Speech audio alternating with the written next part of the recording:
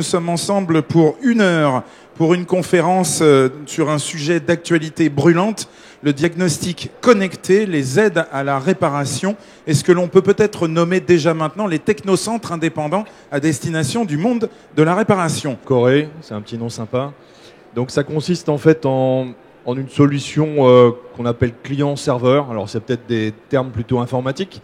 Ça consiste à avoir en fait une application de base qui va pouvoir communiquer avec le DMS, c'est-à-dire recevoir les ordres de réparation de base, donc les informations du client, des tâches de travail à effectuer. Donc ça rentre à l'atelier dans l'outil. Alors ça rentre dans le serveur Corée, d'accord, ou l'application serveur.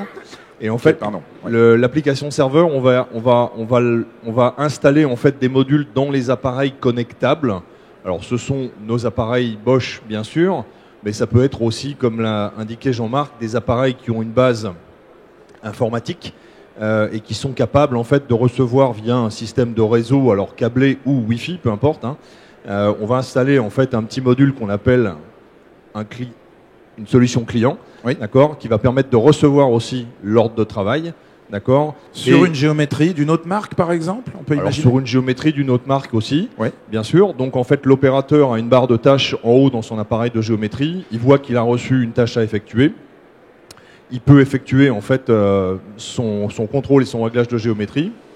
Alors quand c'est sur nos appareils, on va renvoyer en fait directement dans un format particulier dans Corée. Quand c'est un appareil, alors je vais dire tierce, je pense qu'on peut utiliser ce terme-là, on peut collecter en fait sous forme au lieu de faire une impression papier, de faire une impression dite PDF, donc un document PDF qu'on va joindre en fait à la carte de travail informatique, qu'on va faire remonter dans notre client serveur et qu'on va pouvoir renvoyer au final vers le DMS qui est donc ce qui va servir à facturer à l'accueil en fait du garage. C'est clair qu'on a dépoussiéré le réglophare qui prenait un peu la poussière au fond des ateliers depuis des années.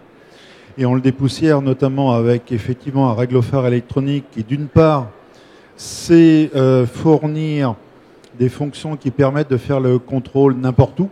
C'est-à-dire quelle que soit la nature du sol, on est capable de s'adapter et de faire une mesure de qualité, premier point. Deuxième point, il faut de toute façon à un moment trouver la clé. Trouver la clé pour discuter avec le calculateur en charge de ces matrices LED pour que ce calculateur se mette en position de nous projeter une image de référence. Cette image de référence, ensuite, on va savoir mesurer dessus des offsets de réglage.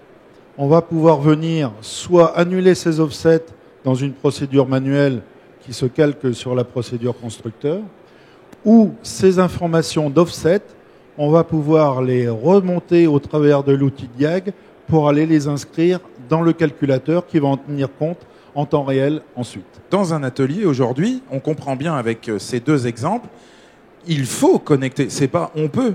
C'est pas on peut, il faut connecter les outils de maintenance. Il va falloir connecter tous les outils à l'équipement de maintenance de manière à pouvoir travailler correctement dans les règles de l'art. Ce n'est plus simplement faire bien, on a du matériel électronique, on a une belle affiche. C'est aussi dans le travail réalisé de faire des opérations qui peuvent rentrer dans des litiges ultérieurs avec des assurances. Est-ce que le monde de la réparation est prêt pour ça aujourd'hui ou est-ce qu'il est très en retard ? Ah non, le monde de la réparation est très en retard, c'est clair. Vous annoncez une mauvaise nouvelle là ? Non, mais j'annonce une mauvaise nouvelle, mais une bonne en même temps, parce qu'en fait, on en a débattu hier. Tout un groupe de la profession s'est justement intéressé à du pass-through hier. Oui. Voilà, à cette connectivité, et on a défriché un petit peu le sujet. On a fait en sorte de remonter tout un tas d'informations, et chez les constructeurs et chez les équipementiers, pour identifier les dysfonctionnements qu'il y avait dans ce principe de base qui était déjà le télécodage et le téléchargement en façon pass-through. Et déjà, grâce à ça, on a réussi à démocratiser auprès de la profession le sujet. Donc aujourd'hui, peu d'ateliers sont connectés. La connectivité des ateliers va avoir un gros intérêt au jour d'aujourd'hui, principalement pour les gens qui font des actions rapides, où effectivement on a besoin d'un gain de temps, on a besoin d'identifier l'ensemble des caractéristiques techniques de la voiture dès qu'elle rentre dans l'atelier, de manière à immédiatement pouvoir transmettre l'information auprès du technicien et avoir une mutualisation, comme l'a si bien décrit Étienne tout à l'heure, des tâches sur un seul et même véhicule et une remontée de l'ensemble des données vers le DMS. Aujourd'hui, on comprend bien, il y a un atelier qui se connecte à des solutions parce que le véhicule exige des méthodes d'investigation qui sont de plus en plus précises. Et donc, on a besoin de gagner du temps pour pouvoir gagner ensuite en sérieux dans la solution, hein, dans les règles de l'art, comme tu disais Jean-Marc, et puis de gagner en productivité. Quand on pense diagnostic à distance, on pense diagnostic connecté, mais l'outil n'est pas le seul moyen de faire du diagnostic. Vous avez aussi les plateformes d'assistance technique qui sont là pour ça. On a créé notre plateforme en 2001, en 2007 sur l'environnement multimarque.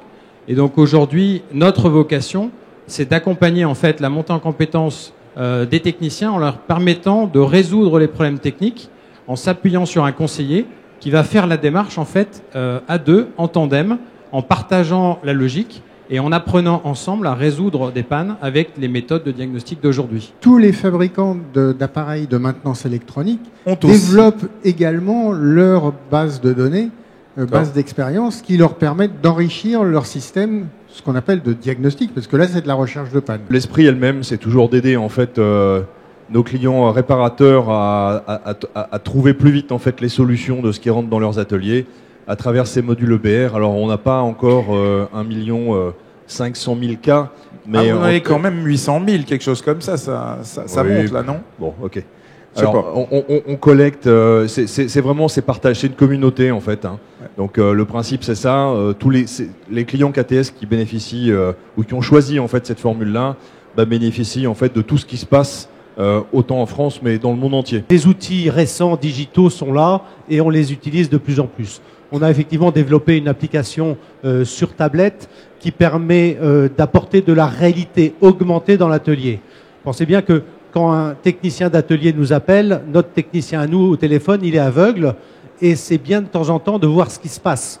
Par exemple, si on lui dit c'est ce fusible qu'il faut changer, plutôt que de lui dire faut le troisième en partant du haut et en allant à droite, il filme la boîte à fusibles et on va lui entourer le fusible à changer et il va voir sur son écran le fusible qui va être à changer. Ces outils digitaux, utiliser un smartphone, utiliser une tablette avec une plateforme, on commence à voir ça au sein du monde de la réparation. C'est utile. Oui, c'est très clair, c'est très clair. De toute façon, aujourd'hui, vous avez plein de réparateurs, de mécaniciens, tout simplement. La première chose qu'ils font, ils sortent leur téléphone, ils vont sur Google et ils tapent le code défaut, des choses comme ça. C'est très courant dans les ateliers. Maintenant, ça se tuto généralise. pour réparer l'injecteur. C'est presque ça. C'est presque ça. Oui, mais alors du coup là, on a l'impression que ça dévalorise un peu la réparation, non? Alors c'est pas forcément très sérieux. Ça donne le sentiment de la dévaloriser, mais l'exemple de l'EBR que citait Étienne tout à l'heure est l'exemple concret de l'évolution de l'ensemble des solutions vers des solutions d'aujourd'hui. Le système EBR, c'est un chat. C'est ni plus ni moins qu'un chat. Moi, j'appelle ça un chat. C'est-à-dire, moi là, j'ai tel problème. On n'en est pas à avoir la réponse de l'autre réparateur qui dit j'ai déjà eu ça, mais c'est presque ça. C'est-à-dire qu'on va consulter l'ensemble des pannes qui sont intervenues sur telle marque, tel modèle. On a eu ça, tiens, un tel il a eu ça, il avait telle réparation et c'est ça qui fonctionnait, ça correspond pile poil à la panne que j'ai, je vais essayer, ça marche, oui ça marche, je vais dire que ça marche et je valorise le tuto qui était dans l'EBR.